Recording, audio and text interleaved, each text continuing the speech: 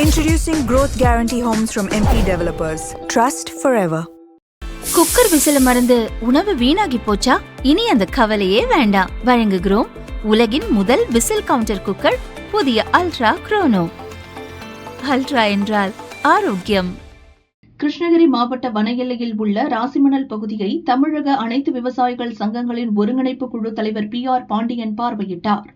காவிரியின் குறுக்கே ராசிமணலில் பெருந்தலைவர் காமராஜர் அவர்கள் அடிக்கல் நாட்டிய அந்த கிருஷ்ணகிரி மாவட்ட வன எல்லையில் அமர்ந்துள்ள ராசிமணலை நேரடியாக இன்றைக்கு பார்வையிட்டோம்.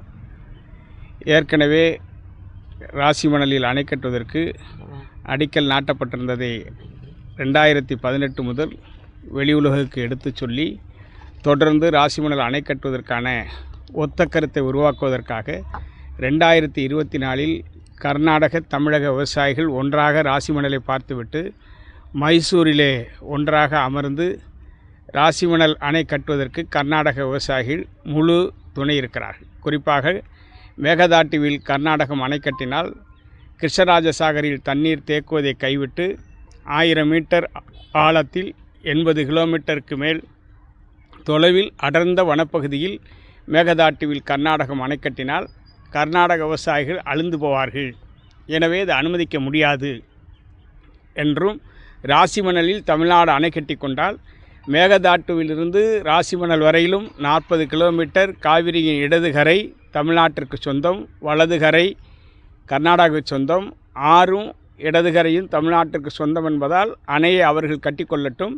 ஒரு கரை நமக்கு சொந்தம் என்பதால் பெங்களூருக்கு தேவையான குடித நீரை எடுத்துக்கொள்ளலாம் என்று அவர்கள் ஒப்பந்தம் செய்து அன்றைய முதலமைச்சர் சித்தராமையாவிடமும் தெரிவித்திருக்கிறார்கள்.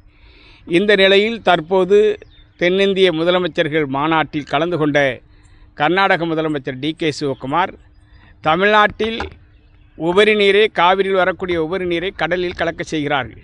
எனவே மேகதாட்டில் நாங்கள் அணை கட்டினால் அந்த தண்ணீர், அந்த அணை முழுமையும் தமிழ்நாட்டிற்கு பயன்படும் என்று உண்மைக்கு புறம்பாக தற்போது உபரி நீரை விடுவித்து கணக்கு காட்டக்கூடிய DK சிவகுமார் அந்த உபரி நீரையும் தடுத்து தமிழ்நாட்டை பாலைவனமாக்குவதற்கான முயற்சியை மேற்கொள்கிறார்.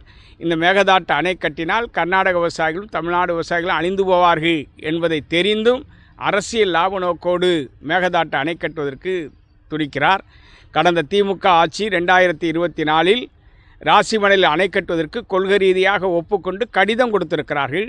அந்த கடிதத்தையும் இன்றைய முதலமைச்சர் ஜோசப் விஜய் அவர்களிடம் கொடுத்திருக்கிறோம்.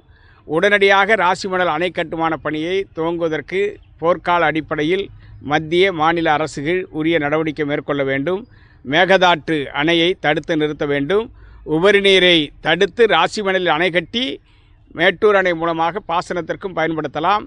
தருமபுரி, கிருஷ்ணகிரி உள்ளிட்ட பல்வேறு மாவட்டங்களுக்கு தொட்டியால மூலம் நீரேற்று நிலையங்கள் அமைத்து பாசனத்திற்கும் குடித நீருக்கும் கொண்டு செல்லலாம்.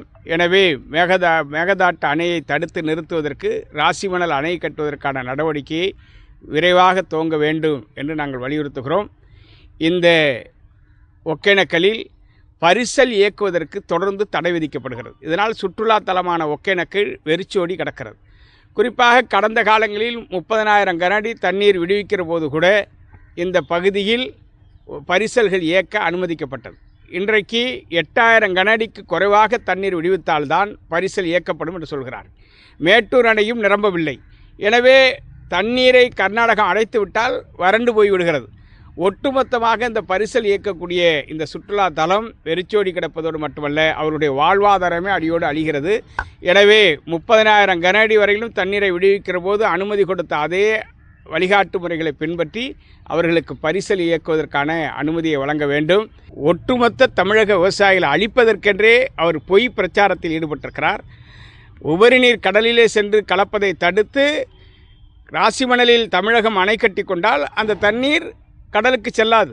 இதை உண்மையும் புரிந்திருக்கிறார்கள். கர்நாடக விவசாயிகளும் தமிழ்நாடு விவசாயிகளும் ஒன்றுபட்டு ராசிமணல் அணை கட்டுவதற்கான ஒத்த கருத்தோடு ஈடுபடுகிற போது கர்நாடக முதலமைச்சருடைய பொய் பிரச்சாரத்தை நாங்கள் முறியடிக்க தயாராக இருக்கிறோம். எனவே ராசிமணலில் அணை கட்ட வேண்டும். ஒகேனக்கலில் பரிசல் இயக்குவதற்கு 30,000 கனஅடி வரையிலும் தண்ணீர் வருகிற போது ஏற்கனவே இருந்த வழிகாட்டு முறைகளை பயன்படுத்தி பரிசல் இயக்குவதற்கு அனுமதிக்க வேண்டும் என்கிற கோரிக்கைகளை எல்லாம் வலியுறுத்தி விரைவில் ஒகேனக்கலில் மாபெரும் உண்ணாவிரத போராட்டத்தை நடத்த இருக்கிறோம்.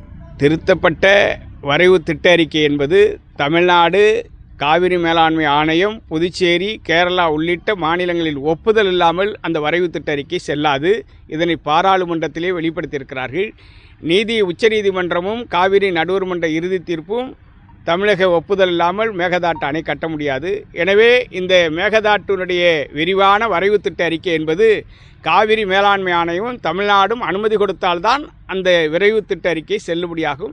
எனவே இந்த கர்நாடக முதலமைச்சருடைய பொய் பிரச்சாரம், இந்த வரைவு திட்ட அறிக்கை 12,000 சொச்சம் ஏக்கர் வனப்பகுதியை அழித்துவிட்டு கிட்டத்தட்ட 13,000த்திற்கும் மேற்பட்ட மரங்களை அழித்துவிட்டு நான் அணை கட்டுவேன், யானைகள் சரணாலயம், புலிகள் சரணாலயத்தை அழித்துவிட்டு அணை கட்டுவேன் என்று சொல்வதெல்லாம் ஒட்டுமொத்த தமிழ்நாட்டை அழிப்பதற்கான ஒரு மிகப்பெரிய மிரட்டல் நடவடிக்கையில் தன் சுய அரசியல் லாபத்திற்காக DK சிவகுமார் ஈடுபடுவதை வன்மையாக கண்டிக்கிறோம். இதை கண்டித்து தான் ஒகேனக்கலிலே மிகப்பெரிய உண்ணாவிரதத்தை மேற்கொள்ள இருக்கிறோம். கேரள முதலமைச்சர் சதீசனுடைய தமிழ்நாட்டு எல்லையில் புதிய அணையை முல்லைப்பெரியாறு தமிழ்நாடு கட்டிக்கொள்ளட்டும், அந்த செலவை நாங்கள் ஏற்றுக்கொள்கிறோம் என்று பிச்சை போடுவது போல் தமிழர்களை கொச்சைப்படுத்துகிற விதமாக கேரள முதலமைச்சர் சதீசனுடைய செயல்பாடு வன்மையாக கண்டிக்கத்தக்கது.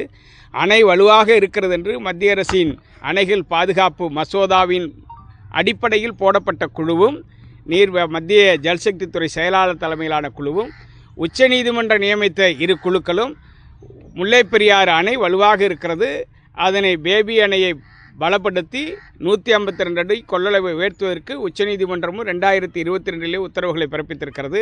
இந்த குழுக்களும் ஆய்வு செய்து வலுவாக இருக்கிறது என்று தெரிவிக்கிற போது உண்மைக்கு புறம்பாக ஒரு பொய் பிரச்சாரத்தை கேரள முதலமைச்சர் சதீசன் பயன்படுத்துவது வன்மையாக கண்டிக்கத்தக்கது.